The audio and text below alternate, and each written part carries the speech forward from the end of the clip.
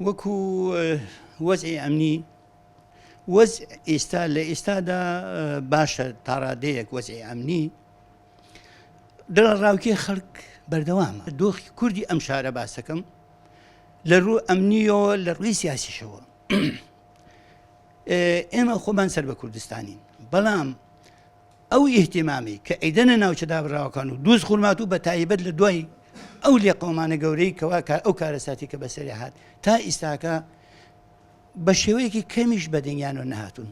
بەڕاستی هەموو لایەنەکان لە هۆری ئەوە بوون کەوا تەنسیقێک، چونکو معقول نییە شارۆچکەی وەکو خوڕماتوو لایەنە کوردیەکان و لایەنە شیعەکان بڵێ لایەنە تورکمانەکانی شیعەکان ئێمە عەلاقاتێک وەکو پێشتر کە هەمان بوو پێشتر هەر مناسبەیەکمان هەبووایە ئەوان ئەهاتن پیرۆزبایان لێ ئێمە ڕۆیشتین پیرۆزبایمان لیان نەکرد.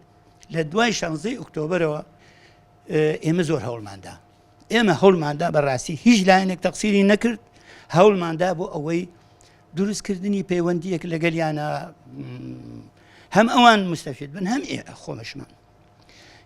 بەڵام لە ڕێگای قایمقامەوە لە ڕێگای ئەبوو تورابەوە وەقای فێرقەی بەرپێشدانەوەی خێرا کۆبوونەوەمان زۆر کرد لەگەلیانە بۆ ئەو مەبەستە نەگەیشتینە ئامانجێک نەگەشتندا حتا ئاخر شت ئەبوایە لە مەطعەمێکە لە شوێنێکی ئیستراحا لەوێ کۆبوونەوەکمان بکردایە بۆ تەعارف بۆ ناسین من مەسئولی گۆڕانم ئەو مەسئولی حیزبی شوێیە ئەو بەرپرسی مەقڕی فلان شوێنە تاکو هەتا عارفێ بکەین بەوەش قەناعەتیان نەبوو. بۆیە لە بین دوو قەوسا یعنی چۆن باسی وەزع ئەمنیەکەمان کرد کە نائیستیقرارە وەزع سیاسیەکەیش هەمان بابەت. ئێستا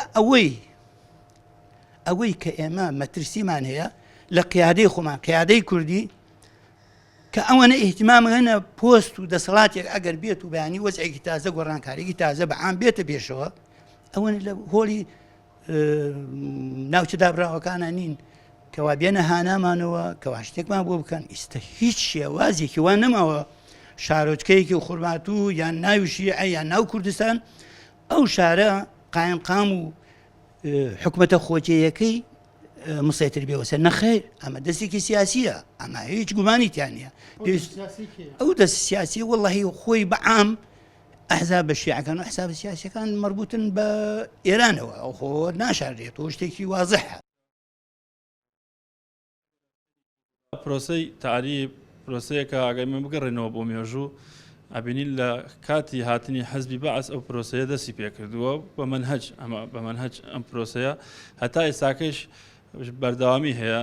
ئێمە ئاگەگە بگەڕێنەوە بۆ مێژوو ئەبینین دابڕانی خورمات و ناوچەی گەرمەسێر گەرمیان لە کەرکووک ئەمە بۆ خۆی سەرەتای پرۆسەی تعریبە لە ناوچەکە ئەوەی کە ئامێنێتەوە لە دوای 2003 ئەو حکومەتش کە تەشکیل بۆ تا ئیساکە لە دوای با بڵێن ڕوخان ڕژێمی بەعەس بە بەرنامە نەویستووە ئەو کێشانەی کە لە ڕابردوو هەبووە چارەسەری بکە. بۆ ئێستا ئەبینین ئەم کێشانە ناوبەناو سەر هەڵداتەوە لەوانە ئەبینین دەخڵ و دانی جوتیاران لە سنوورەکە ئەسووتێنرێ ئەمە بە بەرنامە ئاکرێ ئەمە حکومەتی لایەنێکی لە پشتە ینی ئەم بابەتان. دواتر ئەبینین لە 16 ئۆکتۆبەر خان و ماڵان ئەسووتێنرێ دوکانی کوردەکان تاڵان نەکرێ.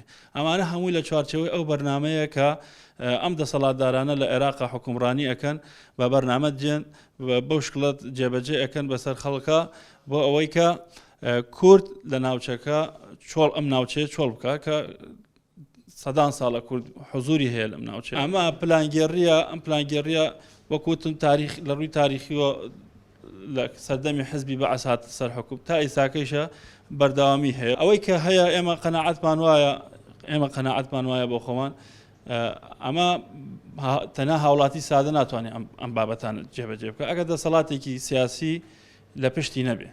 ئەو دەسەڵاتە سیاسیش ئەوەی کە ئێمە ئەبینین ئەمڕۆ یعنی بە ئاشکرا دژایەتی نەتەوەیەکی دیاریکراوەکە ئەوەی کە دەسەڵاتی کردە دەست لە حکومەتی عێراق تا ئیساکە نیازپاکی نیشان نەداوە بەرامبەر بە گەلی کورد بەرامبەر بە چارەسەرکردنی دۆزی ڕەوای گەلی کورد لە ئەم پارچەیە کە پێوترێ دەوڵەتی عێراقی.